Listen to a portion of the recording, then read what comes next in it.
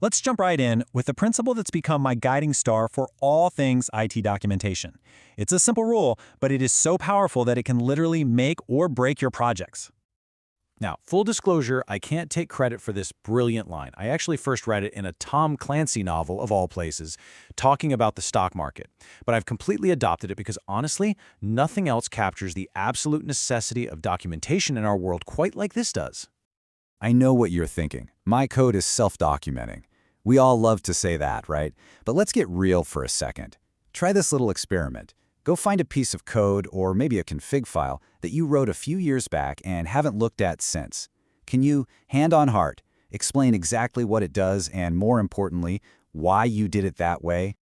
Now, if you're in the tiny minority who could answer that question without breaking a sweat, congrats. But here's the real acid test. Could a colleague, someone you've never even met, understand it just as well? That, right there, is where the whole self-documenting idea usually just completely falls apart. And that's exactly why we're talking about this today. So, what I want to do is share some of my hard-won lessons on how to create truly useful documentation without it feeling like a massive chore. We're going to break it down into 4 key parts. All right, first up, Section 1, laying the foundation. This is all about getting things right from the very beginning to save you a world of pain later. We've all been there, right? The project's about to go live, and suddenly the customer starts asking, "Where's the document for this? What about a guide for that?"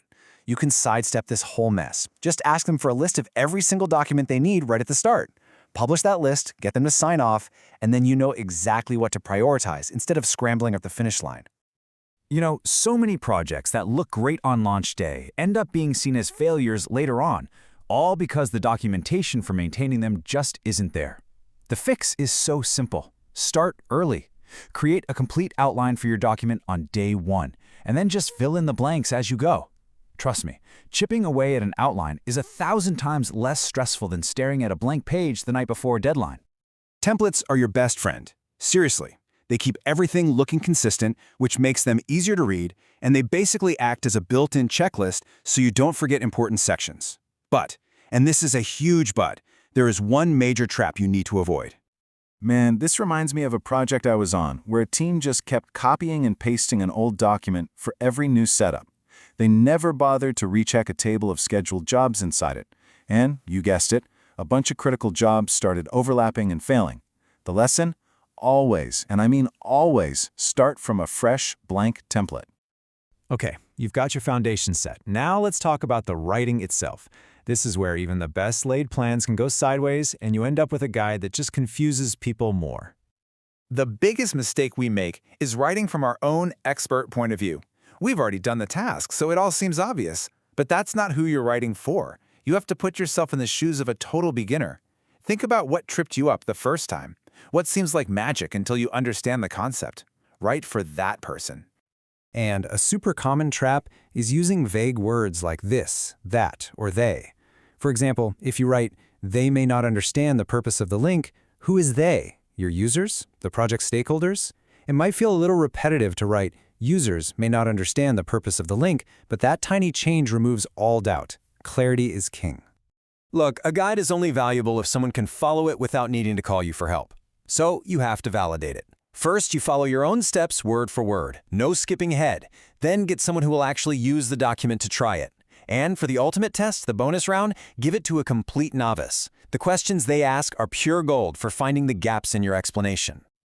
So once your writing is crystal clear and you've tested it, it's time to add a few things that can take your documentation from good to great. We all love screenshots, but they can be a crutch. They should be there to support your text, not replace it. Every single screenshot needs a caption explaining what's happening. And please, if there are values that need to be typed in, like a server name or a path, you absolutely must include that as text so people can copy and paste it. And this goes double for command line stuff. A picture of a terminal window is one of my biggest pet peeves. You can't copy the text, and it's terrible for accessibility. Just put the command in a formatted text block. It's cleaner, it's easier, it's just better in every single way.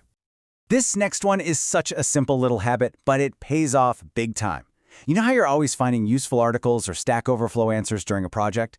The moment you find one, pop that URL into the reference links section of your documentation. Just do it right then and there.